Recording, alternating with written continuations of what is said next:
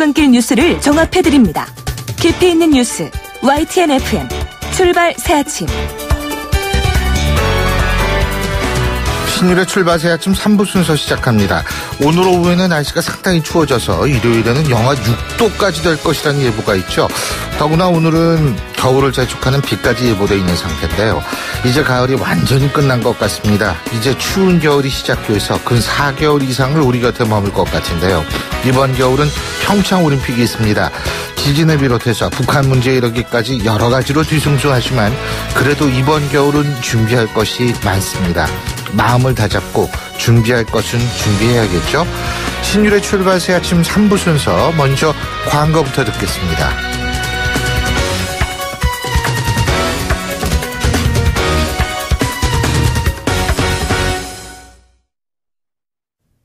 YTN 라디오 신율의 출발 새아침.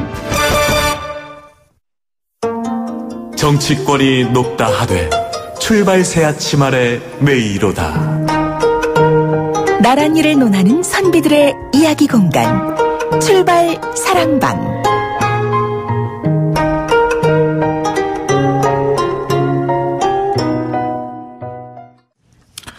예, 한 주간 정치권 정리해보는 순서죠. 매주 금요일마다 여러분 찾아뵙는 오늘도 두 분 나와 계십니다.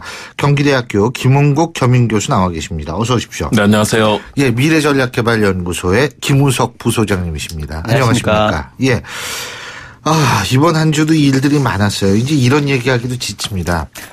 이게 제가 이렇게 보면 유럽에서 한 1년에 한 번 나올까 말까 한 일들이 우리나라에서 그냥 매주 나와요, 그냥. 예. 자, 그러면 이번 한 주 정치권 보시면서 떠오르는 속담 꼽아 주셔야 되는데 먼저 김홍국 교수님.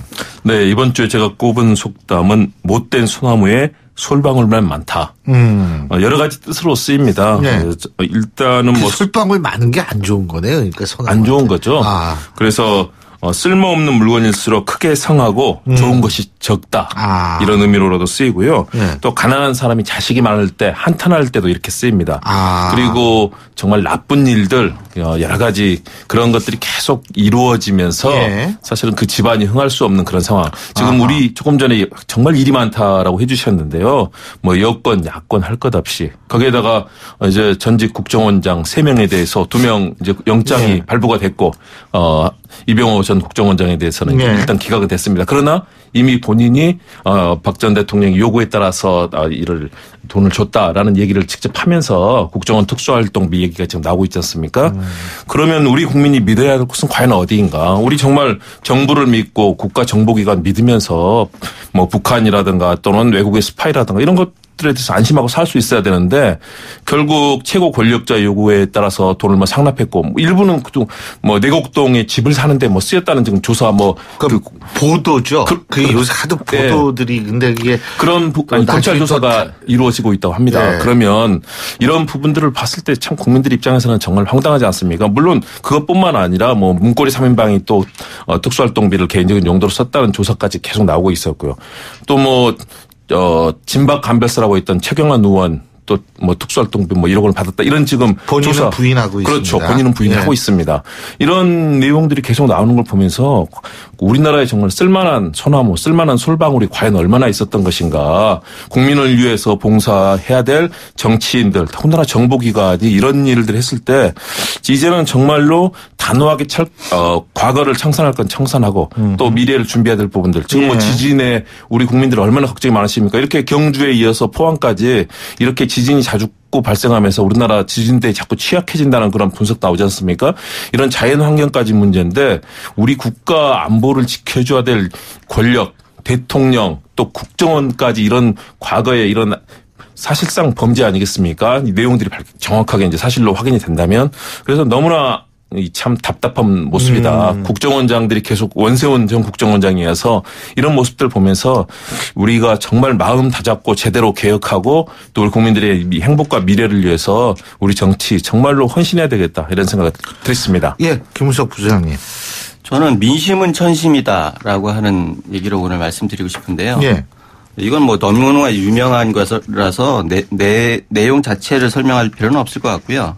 지금 이런 걸 보면은 사실은 옛날부터 누적된 그 국정 실패가 천재지변을 이루고 천재지변이 민심을 흉흉하게 하고 그 민심을 흉흉한 게 또 정치적인 그 곤란으로 이렇게 전이되는 이런 상황을 계속 보면서 이런 것들이 언제나 끊길까라고 하는 안타까움이 있어요. 지난주 같은 경우에는 그저께죠. 수요일 날 같은 경우에는 세 가지 큰 이슈가 뭐 우리 그 교수님도 말씀하셨지만 뭐 1년에 한 번 있을까 말까 한 일이 하루 사이에 벌어지는 그런 일이 있었습니다. 사실 잘 아시겠지만 첫 번째는 뭐 가장 기록적인 피해를 가지고 입힌 그런 지진이다라고 하는 거였고요. 그로 인해서 엉뚱하게도 또 수능이 연기되는 일이 벌어졌어요. 네. 이거는 어떻게 보면은 더 파장이 큰 거였죠.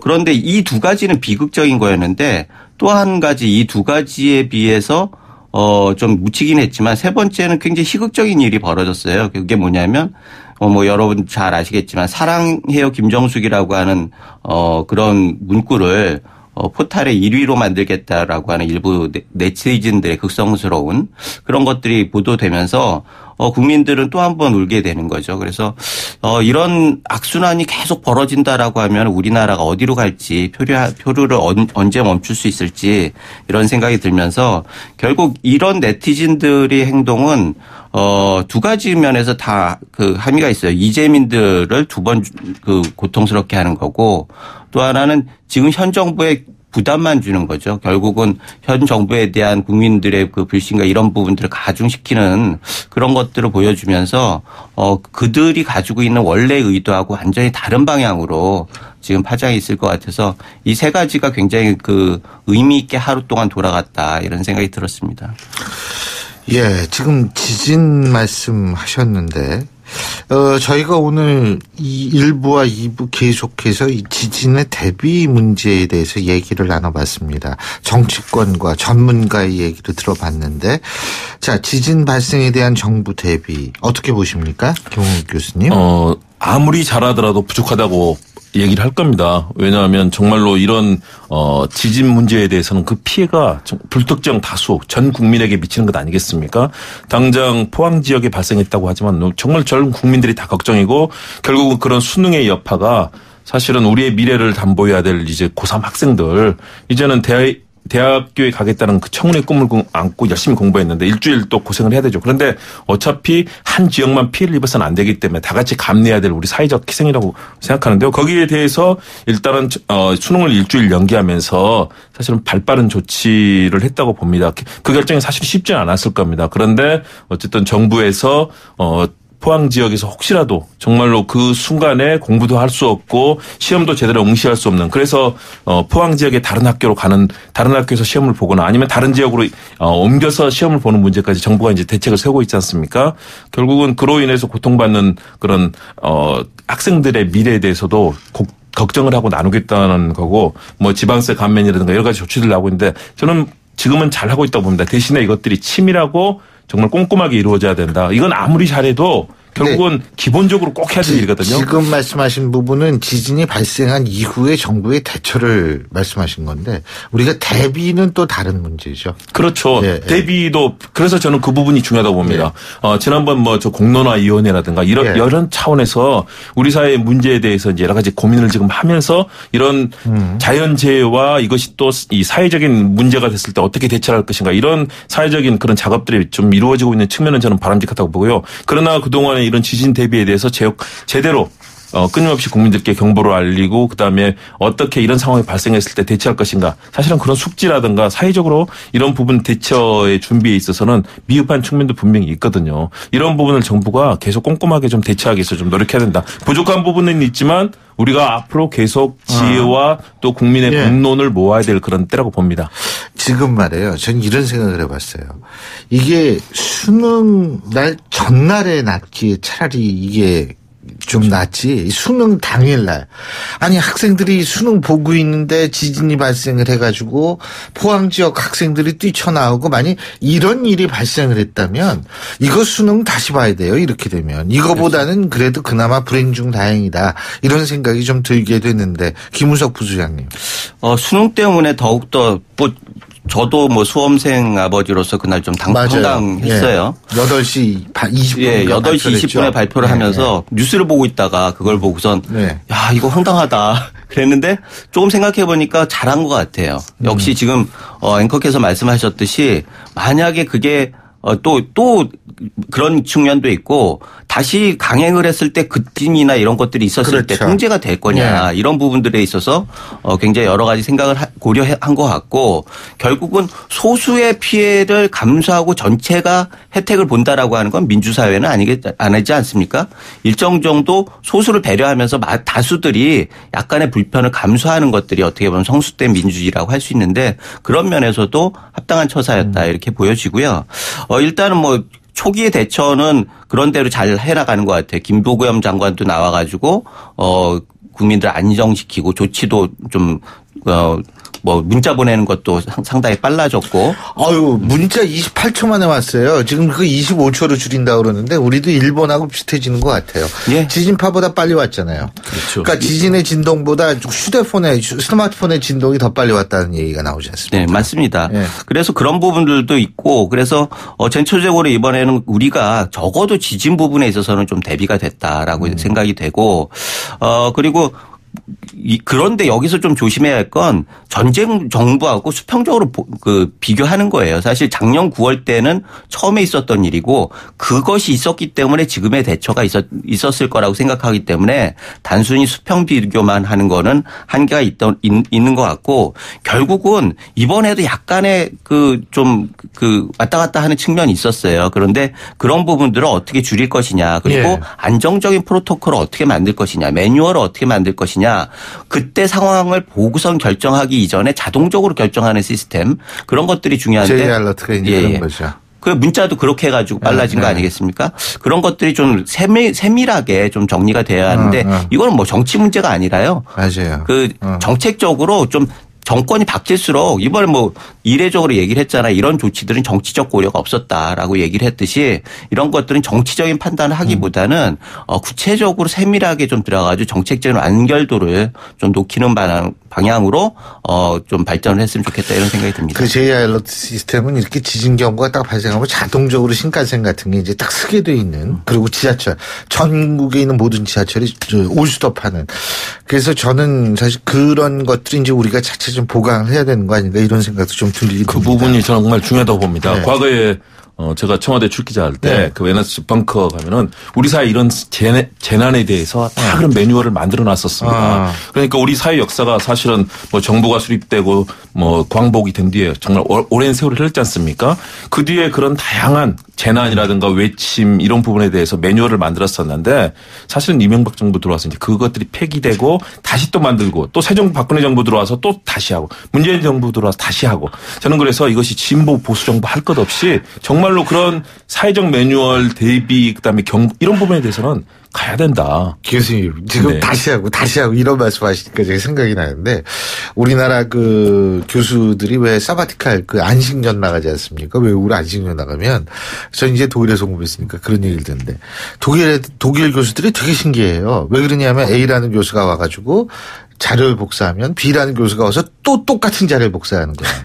그러면 이 사람들 입장에서 볼 때는 아니 그거 좀 서로 교환을 하면 더 많은 자료를 가져갈 것 같은데 한 사람이 와서 복사하면 딴 사람이 와서 똑같은 거 복사하고 그러니까 우리나라는 이게 내 것을 만들려고 하는 욕구가 강한 것 같다는 생각이 들어요. 그 말씀하시니까 제가 그러니까요. 그래서 우리가 그동안 쌓았던 여러 가지 우리 사회의 맞아요. 중요한 부분들은 진보 정부, 보수 정부 할 필요 없이 그걸 따지지 말고 인사 파일도 그렇고요. 뭐 과거의 대통령 기록물이라든가 사실은 다 그런 부분을 없애고 그러지 않습니까? 이제는 정말로 우리 사회에 그런 기록으로 남기고 또 항상 어느 정부가 들어서도 국민을 위해 행복을 위해서는 일할 수 있도록 하는 게 필요하다고 봅니다. 그렇습니다. 자, 이제 정치권 얘기해봐야죠. 전병헌 전 청와대 정무수석 결국 사퇴했습니다. 이거 어떻게 보십니까? 김우석 부소장님. 일단은 뭐 사퇴 그 자체는 검찰 수사하고 연동되는 거기 때문에 이건 지금 상황에서는 섣불리 평론하기는 좀 어려운 것 같고요.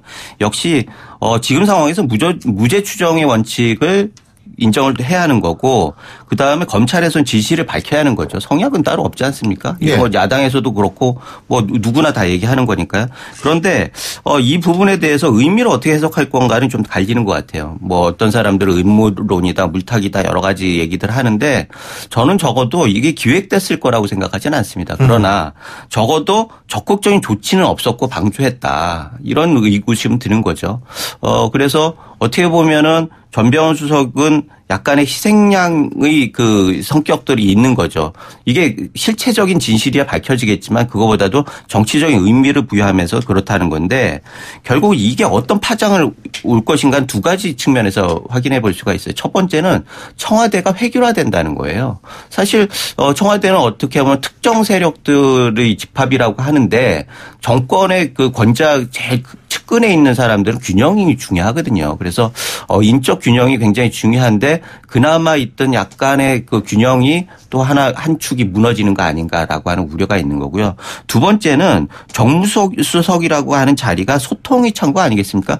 국회와의 소통이 될 수도 있고 여당과의 소통이 될 수도 있고 야당과의 소통이 될 수 있습니다. 그러니까 결국은 그 정무수석이라는 자리가 가지고 있는 그 특성 비둘기파로서의 특성이 있는 거예요. 그러면 이 기능이 없어져 버리고 대체가 된다면 복원하는데 상당한 기간이 걸릴 텐데 이 부분에 대해서도 우려가 있어요.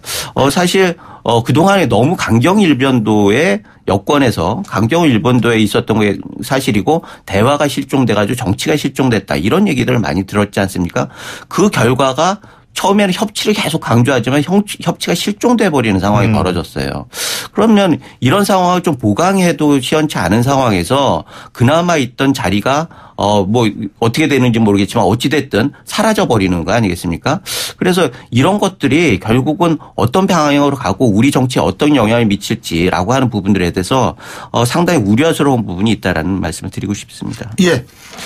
저도 뭐 음모론이라든가 또는 뭐 희생양 저는 그런 부분까지는 아직은 정확하게 모르겠습니다. 어쨌든 본인이 얘기하고 있는 것들 검찰 조사에서 이제 정확히 밝혀져야 될 거고요. 저는 첫 번째는 역시 청와대 인사 시스템을 얘기하지 않을 수 없습니다. 이 사안이 검찰에서는 오래전부터 또 정치권에서 회자가 되고 있었고 검찰도 이를 알고 있었다는 것 아니겠습니까? 들여다보고 있었다. 네네 그렇죠. 그랬다면 최소한도 청와대 인사 과정에서 이미 걸러졌어야 된다. 그리고 이런 특히 정무수석이라는 자리가 얼마나 중요합니까? 대통령의 정무를 담당해 주는 역할 아니겠습니까? 그렇다면 이 부분에 대해서는 분명히 걸러져서 이런 의혹이 있거나 또는 그런 부분들이 관찰이 되고 있었던 분이라면 사실은 정무수석으로 임명이 돼서는 안 됐어야 되는 거죠. 그렇다면 분명히 인사를 하는 과정에서 제대로 검증이 되지 않았고 이 부분에 대한 부담을 사실은 지금 새롭게 뭐 촛불이라든가 또는 깨끗한 개혁의 기치를 내건 문재인 대통령 정부가 문제가 있는 인사를 할 필요가 없었던 것 아니겠습니까? 그렇다면 그 인사가 제대로 걸러지지 않았다. 다시 말해서 청와대 인사 시스템이 그동안에 여러 차례 뭐 얘기도 됐었지만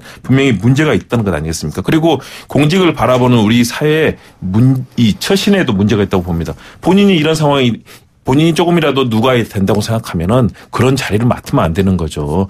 그런 분들이 지금 사실은 그동안에 여러 차례 예를 들어서 뭐 과거에 뭐 중기벤처부 장관의 대상이 됐던 박성진 전 후보자라든가 이런 분들 사실은 본인이 정말 역할을 못하겠거나 또는 누가 된다면 사실 수용하지 않았어야 됐는데 그런 역할을 수용해서 결국은 정권이 사실은 상당한 부담을 안게 됐습니다. 그리고 정무수석의 역할이 말씀하신 대로 정말 중요하거든요.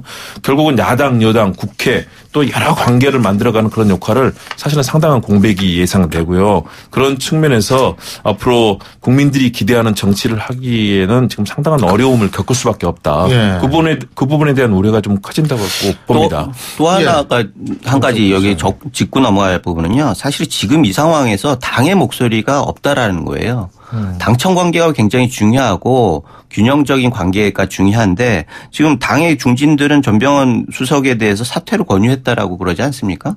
그렇다고 하면은 이게 당에서는 일단은 뭐 어찌됐든 보호를 하는 그 제스처라도 보였어야 하는데 그런 것들이 없는 거는 당청 관계의 일면을 볼 수 있다라고 하는 청와대가 한면 획일화되는 뿐만 아니라 당청 관계에서 청와대가 굉장히 주도권을 가지고 독주를 할 가능성이 크다라고 하는 측면에서 이 상황이 여권 지도를 굉장히 상징적으로 보여주는 사건이 아닌가 그런 생각이 듭니다. 저는 반면에 정치가 그런 역할을 하고 있는 것 아닌가. 최소한도 그냥 무조건 청와대를 옹호하지 않고 전병헌 수석 대해서 이 부분에 대해서 조치를 요구하는 당의 모습. 다시 말해서 초기의 개혁 작업이라든가 정부 운영, 그다음에 청와대 운영 문제에 대해 있어서 적극적으로 문제가 될 부분에 있어서 발언을 할 수 있다는 점. 물론 그동안에 보여줬던 흐름들을 본다면 서로 어긋날 수 있는 가능성도 있지만 이번 사안에 대해서는 적극적으로 거기에 대해서 얘기를 하고 결국은 전병헌 이제는 전 수석이 된 셈인데요. 그걸 받아들이고 본인이 스스로 사퇴를 이제 결심을 한 것들 결국은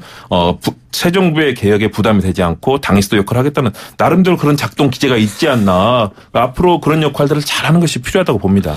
자, 지금 또 한 가지는 뭐냐면 이 야권이죠. 자유한국당 이쪽에서는 전병헌 이제 전 수석이라고 불러야 되는지 모르겠습니다만 약간 전병헌 수석의 문제라는 것이 정치권 사정의 하나의 신호탄 아니냐.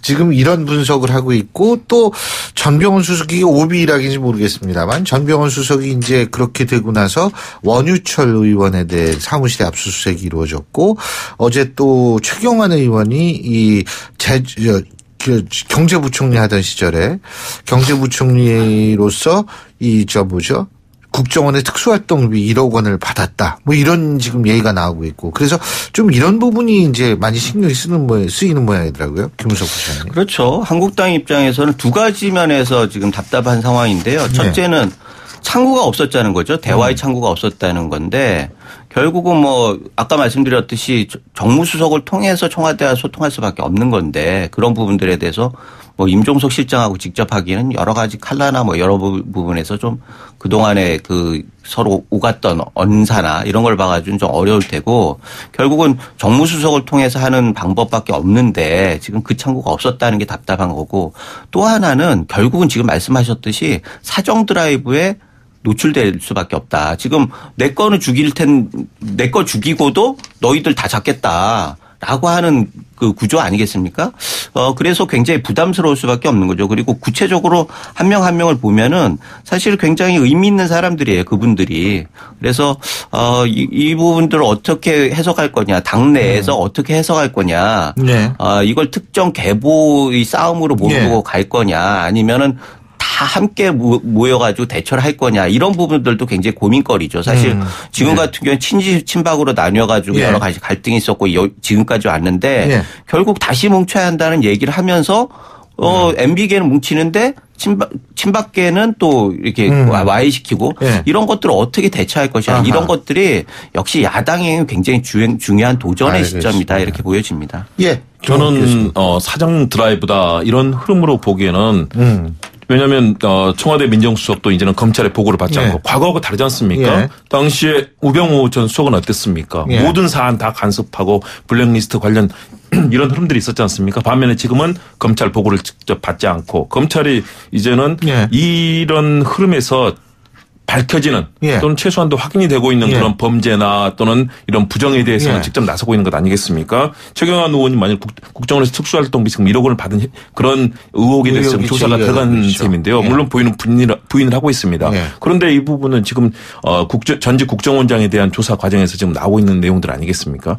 그렇다면 이런 부분들 그리고 뭐 원유철 의원이라든가 이의원 이 부분을 어느 한쪽으로 저는 해석하기보다는 과거처럼 청와대가 그러면 검찰을 컨트롤하는 그런 상황에서라면 사정 드라이브가 걸리겠지만 검찰은 사실은 제대로 된 개혁을 하기 위해서는 정치권의 눈치 보지 말고 이번에 제대로 깨끗하게 제 역할을 해야 된다. 그래야 국민들의 신뢰를 받고 검찰도 앞으로 국민에게 뭔가 일할 수 있는 그런 스스로의 명분을 만들어갈 것이기 때문에요. 너무 정치적인 것과 연관을 시키면 도리어 검찰에게 일할 수 있는 공간을 좁혀준다는 측면에서 바라봐야 될 것 같습니다. 알겠습니다. 아유, 두 분하고 얘기하다 보니까 벌써 시간이 다 됐네요. 오늘 두 분 말씀 여기까지 듣겠습니다. 고맙습니다. 네, 감사합니다. 고맙습니다. 예, 지금까지 경기대학교 김원국 교민교수, 미래전략개발연구소 김우석 부소장 두 분과 함께 했고요. 신율의 출발 새 아침 3부 순서 여기서 줄입니다. 잠시 뒤 4부에서 뵙겠습니다.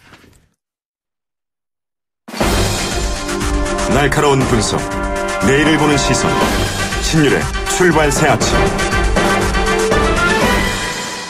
신율의 출발 새 아침 4부 순서 먼저 광고부터 듣겠습니다. 예, 다시 돌아온 금요일입니다. 근데 이번 주말 굉장히 추워진다고 하죠. 8시 40분 57초 지나고 있는데요. 금요일 아침 교통 상황 알아보겠습니다. 김재훈 캐스터. 네, 출발 새 아침 교통정보입니다. 동부간선도로 의정부 쪽으로 전시간 군자교 아래 승합차 단독 충돌 사고가 있었는데요. 지금 막 처리 작업 모두 끝이 났습니다. 현재 노원교부터 월계 1교 사이는 양방향 교통량이 많아서 밀리고 있고 이후로 도심 쪽으로 군자교부터 성동교까지도 다시금 속도가 떨어집니다. 종로 5가에서 4가 쪽으로 이동하는 길 하위 차로에도 추돌 사고가 발생했다는 현장 제보니까요. 차로 변경에 유의해서 이동을 하셔야겠습니다. 고속도로 중에서는 경부고속도로가 부산 쪽으로 가는 길, 현재 한남에서 반포까지 시구간 정체를 보이고 신갈에서 수원 사이도 다시금 밀립니다.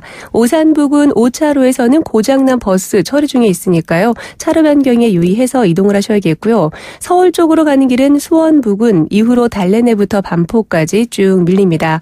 멀리 청주 영덕간 고속도로에도 사고가 발생을 했는데요. 청주 쪽으로 가는 길 6시 후반대쯤 속리산 휴게소 부근 1, 2차로에서 화물차가 추돌한 후에 한 대가 옆으로 넘어진 사고가 발생을 했는데요. 지금도 2차로와 갓길에 걸쳐서 사고 처리 작업이 진행 중입니다. 이 때문에 뒤쪽으로 화선하들목 부근부터 시속 5km 미만으로 꽉 막힌 정체라는 점 참고하시기 바랍니다. 출발 새 아침 교통정보였습니다. YTN 라디오 신율의 출발 새 아침.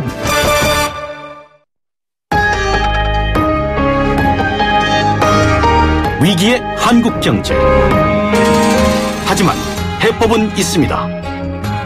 우리 경제의 또 다른 도약을 준비하는 코너. 출발 새 아침 경제 빅 이슈.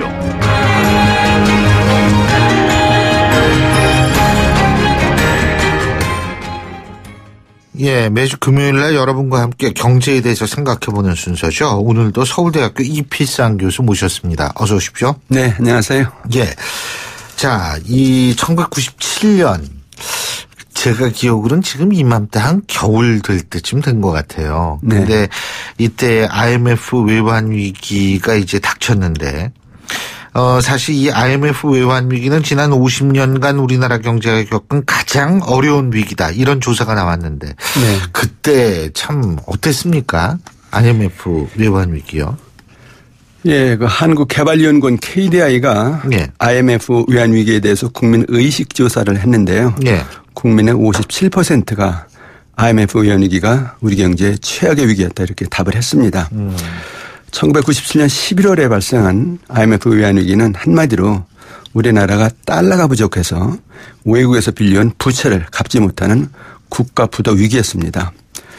그 당시 그 우리나라 대외 부채가 1,530억 달러였는데요. 예. 그런데 그때 우리나라가 가지고 있었던 외환 보유액은 70억 달러까지 떨어졌습니다. 그러니까 도저히 외제 상환을 할 수 없는 그런 상황이었죠. 그래서 결국 이제 11월 21일 우리는 이제 국제통화기금 IMF에 정식으로 구제금융을 신청을 했고요. 97년 12월 3일 IMF가 구제금융을 주기로 승인을 했는데 그래서 12월 3일을 우리 경제의 국치일 이렇게 부르기도 합니다. 이후 우리 경제는 이제 IMF에서 195억 달러의 그 구제금융을 받아서 부도를 면하긴 했는데요. 이 과정에서 대우, 쌍용 같은 재벌 기업들 그리고 제일은행, 상업은행 같은 은행들이 줄줄이 무너지면서 200만 명에 가까운 실업자들이 쏟아져 나왔습니다. 정말 대재앙이었는데요. 그래서 IMF 외환 위기를 경제의 6.25 동란이다 이렇게 이제 부르기도 합니다.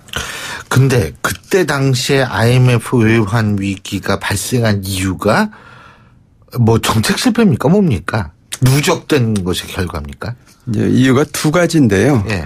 첫 번째 이유는 기업들이 정경유착을 하면서 은행 돈으로 문어발식 확장을 했다는 겁니다. 당시 30대 재벌 기업들의 부채 비율이 예. 400%가 넘었거든요. 예. 여기서 문제는 이 기업들이 문어발식으로 몸집만 키우고 경쟁력을 제대로 키우지 못했다는 겁니다. 그러니까 부채를 상환할 수 없는 부도 위기를 스스로 잉태한 것이다 이렇게 볼 수가 있는데 예. 두 번째 문제는 그 정부 정책이 잘못되었다는 겁니다. 1996년 김영삼 정부는 우리 경제를 과대평가하면서 선진국 모임인 OECD에 가입을 했거든요. 그리고 OECD 가입 조건인 금융시장 개방을 완전히 허용을 했습니다. 이렇게 되니까 금융기관들이 마구잡이식으로 단기 외채를 끌어다가 기업들에게 이제 대출을 해줬는데 그렇게 되니까 외국 자본의 상환 요청만 오면은 언제든지 경제가 부도가 날 수 있는 살얼음판 경제가 됐다는 겁니다. 예. 이런 상태에서 정말 문제가 된 것이 아시아 금융위기라는 건데 1990년대 초에 세계적인 금융 자유화 추세가 있었는데 그때 외국 자본이 아시아로 많이 흘러 들어왔습니다. 그렇지만 1997년에 태국, 필리핀 등 동남아시아 국가들이 경제가 어려워지면서 외국 자본이 빠져나갔는데 이것이 뇌관이 되면서 우리나라에서 대거 외국 자본이 빠져나가면서 외환위기의 폭탄이 터진 겁니다. 근데 우리 경제가 그러면 IMF를 글쎄, 이 극복이라는 단어를 쓸 수 있을지 모르겠습니다만 하여간 넘겼던 것, 그 이유가 뭐라고 보십니까? 일단 부도위기는 넘겼으니까 극복은 극복이죠. 네. 그때 이제 IMF에서 195억 달러 구제금융을 받아서 급한 외채를 갚고요. 또 이제 일부 외채는 만기를 연장해서 나중에 갚기로 했죠. 그래서 이제 부도가 넘어간 건데 여기서 아주 중요한 일이 벌어졌습니다. 뭐냐면은 바로 이제 금모으기 운동이었는데 달러가 없으면은 금으로 갚으면 될 것이 아니냐. 그래서 국민들이 국제 보상 운동을 스스로 벌였다는 겁니다. 결혼 반지, 목걸이 등 국민들이 집안의 보물로 장롱 속에 감춰두었던 금부치를 다 들고 나와서 우리 힘으로 갚자. 이렇게 이제 운동을 벌였다는 것인데 이 운동은 세계 역사상 어느 시대, 어느 나라에서도 없었던 그런 국민 운동이었습니다. 금액으로 보면은 20억 달러 정도 되는데 큰 금액은 아니었습니다. 근데 이제 중요한 것은 이 운동이 단순히 금모으기 운동이 아니라 국민이 위기 극복을 우리 스스로 한다는 이제 결의를 다졌다는 것이거든요. 그래서 이제 중요한 사실은 이런 국민 운동에 힘입어서 우리 경제가 정말 피눈물 나는 구조조정을 할 수 있었다는 겁니다. 그래서 그 당시에 정부는 이제 부실기업 퇴출이라든가 인수합병이라든가 정리해고 이런 구조조정을 과감히 할 수 있었죠. 그래서 결국 우리 경제가 IMF 외환위기를 극복했다 이렇게 볼 수가 있는데 특히 이때 정부는 구조조정을 하면서 168조 원의 공적 자금을 조성해서 투입했거든요. 근데 이 돈이 국민 돈입니다. 국민들은 금도 모았지만은 돈도 모아서 위기를 극복했다 이렇게 봐야 될 것 같습니다. 예. 근데 이때 IMF 물론 구조조정이 은행권도 있었고 하지만 산업 분야에서 그냥 산업 차원에서 산업계 차원에서의 구조조정도 있었죠. 그렇죠? 예, 사실 그때 우리나라 산업 지도가 완전히 바뀌었다 이렇게 볼 수밖에 없는데요. 30대 재벌 그룹 가운데 19곳이 해체되거나 몰락을 했습니다. 1997년 1월부터 한보, 산미, 대농, 진로, 한신공영 이런 있던 재벌 기업들이 무너지기 시작했고요. 드디어 8월에 그 재계 8위였던 기아그룹이 무너졌습니다. 이렇게 되면서 외국 자본이 본격적으로 나가니까 외환위기가 이제 시작됐는데 11월에 드디어 어쩔 수 없이 그래서 부도위기를 선언한 것이죠. 이 이후에 결국 이제 그 이후에 대우그룹, 쌍용그룹 이런 등 대그룹들이 무너지고 나머지 재벌 그룹들도 계열사 퇴출이라든가 인수합병이라든가 근로자 해고자 등 구조가 완전히 바뀌는 대수술을 해야 했습니다. 이 과정에서 금융기관들도 5대 시중은행이라고 했던 종은행, 상업은행, 제일은행, 한일은행, 서울은행이 전부 사라지고요. 600여 개의 금융회사들이 문을 닫았습니다. 정말로 경제 대지진이었다 이렇게 봐야 될 것 같습니다. 그러니까 그게 재벌그룹이 먼저 무너지면서 외국 자본이 빠져나가는 것도 외환위기 초래에 중요한 역할을 했다. 이렇게 볼 수 있다. 과정으로 나타난 것이죠. 예. 근데 사실 이 IMF가 이제 우리나라에서 돈을 꿔주면서 여러 가지 요구를 하지 않았습니까? 그래서 이제 우리나라에 들어온 게 이제 신자유주의다 이런 얘기도 있는데. 맞습니다. 예. 그래서 그 결과로 소득 양극화, 청년 실업, 비정규직 양산, 성장률 하락 이런 부작용이 난 거 아니겠어요? 네. 구조조정을 해서 이제 부도 위기는 넘기긴 했습니다만은 또 다른 위기를 잉태했다는 건데 뭐냐면은 IMF에서 요구한 구조조정이 적자 생존과 약육강식의 신자유주의 논리였다는 겁니다. 그러니까 생존 능력이 있었던 대기업을 중심으로 해서 구조조정을 했는데 이렇게 되니까 산업구조가 더 양극화하는 그런 어떤 부작용이 발생했다는 겁니다. 지금 일부 대기업들 보면요. 사상 최고 수준의 영업이익을 벌면서 200조 원 이상의 현금을 쌓아놓고 있지만은 중소기업들은 절반이 부도 위험에 처해 있습니다. 그리고 자영업은 아예 창업을 하면은 5년 안에 무너지는 자영업들이 70%나 됩니다. 그러니까 경제 저변이 무너진 그런 허상의 경제가 됐다 이렇게 볼 수밖에 없다는 것이죠. 그러니까 이제 문제가 발생한 것이 뭐냐면 경제 이제 잠재 성장률이 7%였던 것이 2%대로 떨어지면서 실업자를 양산했다. 가계부채를 이제 증가시켰다. 더 나아가서 이제 이 비정규직도 증가시켰다. 그리고 소득을 양극화시켰다. 경제 구조적인 문제가 이제 쏟아져 나오는 그런 현상이 생긴 것이죠. IMF 전에는 한 7% 됐나요? 우리나라 경제가. 네, 7% 됐습니다. 그 이전에는 뭐 10%대까지도 갔었죠. 예. 아유, 옛날에는 진짜 높았네요. 네. 근데 지금 우리 경제 또 다른 위기를 겪고 있다고 하는데 이게 뭐 어떻게 다른 거예요? 이게 IMF 때하고. 1997년을 외환위기라고 한다면은 2017년 지금은 산업위기다 이렇게 볼 수 있을 것 같습니다. 일단 우리 경제는 외환위기를 다시 겪을 가능성은 거의 없습니다. 지금 외환 보유액을 보면요. 3,800억 달러가 넘는데 뭐 이 정도 금액이면은 우리 경제가 충분히 그리고 캐나다하고도 무제한 통화 수합을 또 체결하지 않았습니까? 우리 경제가 이제 신용 등급이 옛날엔 B+ 정도였었는데 이제 AA까지 올라가니까 캐나다 같은 나라가 그래 무제한 통화 수합 하자 이렇게 이제 체결을 한 거예요. 근데 이건 결국 우리 경제가 어려우면 언제든지 캐나디안 달러를 이제 빌려서 쓸 수 가져다 올 수 있나요? 그 금액이 무제한입니다. 그렇죠. 그러니까 아주 우리 경제가 어떻게 보면 이제 외환위기의 장벽을 뭐 튼튼하게 쌓아놨다 이렇게 볼 수도 있는 거죠. 근데 이제 아까 말씀드린 대로 산업이 이제 위기다 하는 얘기인데 지금 주력 산업들이 이제 대거 무너지면서 경제 기반이 와해되고 있다 이렇게 볼 수가 있는데 가장 중요한 것은 경제는 성장 동력이 있어야 되거든요. 그래야 일자리도 만들거든요. 그래야 이제 가계부채도 갔거든요. 그런데 성장 동력이 꺼져서 잠재 성장률이 2%대다 이 얘기는 우리 경제 다시 시작해야 된다. 그러니까 근본적으로 새로운 산업 다시 일으켜서 기업들 다시 일으키고 다시 성장 잠재력 올리자. 그리고 고용 창출 능력을 높여서 다시 국민들이 일할 수 있는 그런 어떤 구조를 갖추자. 이것이 지금 우리 경제의 현주소다 이렇게 봐야 될 것 같습니다. 근데 이게 많이 달라졌잖아요. 그러니까 외환 위기 때하고 지금하고 이 산업 구조라고 표현해야 되는지 생산 양식이라고 해야 되는지 모르겠습니다만 산업화해서 이제 뭐 지식정보 산업으로 이게 좀 많이 바뀌었으니까 이제 거기에서 적응하는 문제도 나이 드신 분들은 참 큰일일 텐데 우리 경제가 지금 추진해야 될 가장 중요한 과제는 그러면 뭡니까? 일자리 창출입니까? 뭡니까? 뭐 IMF 위기 20년이 지난 지금 우리 경제가 정말 뼈아프게 반성하고 배워야 될 교훈이 있는데요. 첫 번째는 아직도 그 뿌리가 있는 정유유착 제거해야 된다는 겁니다. 부정부패 척결해야 된다는 겁니다. 그래서 경제가 정치 논리나 관료주의에서 지배받는 것이 아니라 시장 기능에 의해서 움직이게 해야 된다는 것이고요.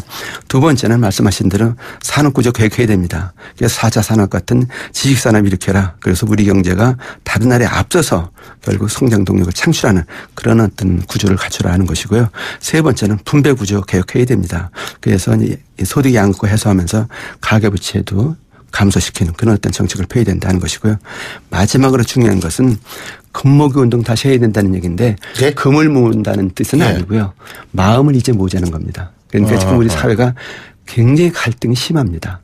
이런 상태에서 어떻게 경제를 일으키겠느냐. 그렇다고 친다면 그래 경제만큼은 모든 국민이 다시 한번 일으켜보자. 사회 통합을 해서 모든 국민이 다시 한번 경제를 일으키고 다시 기적을 만드는 그런 어떤 새로운 사회 분위기를 만들자. 그것이 또 하나 우리의 큰 과제가 아닌가 이런 생각이 듭니다. 근데 그 사회 통합을 하기 위해서는 갈등, 뭐 사회적 갈등의 해소는 없습니다만 갈등을 최소한도 줄이고 축소하는 정치의 본연의 기능이 제대로 활성화돼야 되는 거 아니겠어요? 여기서 가장 중요한 것이 정치권이죠.